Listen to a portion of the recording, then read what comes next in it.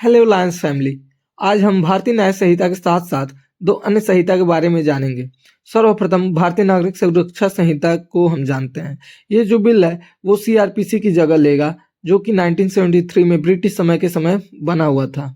इस बिल को लाने का यही उद्देश्य है कि हमें ब्रिटिश समय से चल रहे उनके कानून की जगह अपने स्वलिखित कानून लाएं। वह दूसरा है भारतीय साक्ष्य बिल, जो कि इंडियन एविडेंस एक्ट 1872 की जगह लेगा। इसमें ज़्यादातर प्रोविजन फिर से रिटेन किए गए हैं, वह दो अन्य जोड़े गए हैं जो कि डॉक्यूमेंट्री एंड ओरल है। चलिए अब इसके साथ साथ थोड़ा आईपीसी के बारे में हम पढ़ लेते हैं, जिसमें कई नए ऑफेंसेस को जोड़े गए हैं। जिसमें पहला है डिफिनीशन ऑफ चाइल्ड के बारे में बताया गया है, ट्रांसजेंडर के बारे में बताया गया है, डॉक्यूमेंट में बताया गया है जिसमें इलेक्ट्रॉनिक्स एंड डिजिटल रिकॉर्ड्स के बारे में बताया गया है।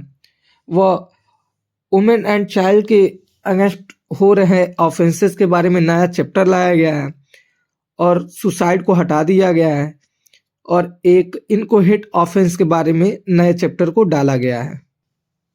चलिए अब न्यू ऑफेंसेस को भी देख लेते हैं जिसको आईपीसी में इंक्लूड किया गया है, जिसमें snatching, organize crime, terrorist act, petty organize crime, hit and run, hiring child to commit offences, publication of false or fake news, sexual exploitation of women by deceitful means, abatement outside India।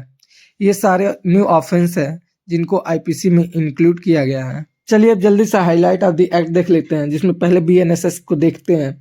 ऐसे offences जिसके लिए 7 साल व जीवन कारावास की बात की गई है, उसमें फॉरेंसिक जांच को मैंडेट कर दिया गया है। दूसरा है बीएनएस, इसमें प्रैक्टिशनर डॉक्टर के बारे में बताया गया है। यदि उसके परफॉर्मेंस के समय कोई घटना घटित होती है तो उसके लिए उसे 2 साल की कारावास या उसके साथ साथ उसको फाइन देने की बात की गई है। वह तीसरे में इलेक्ट्रॉनिक रिकॉर्ड्स को भी इंक्लूड कर दिया गया है।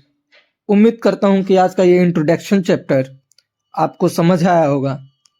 अब इसको हम आगे चल के विस्तार में पढ़ेंगे। Thank you.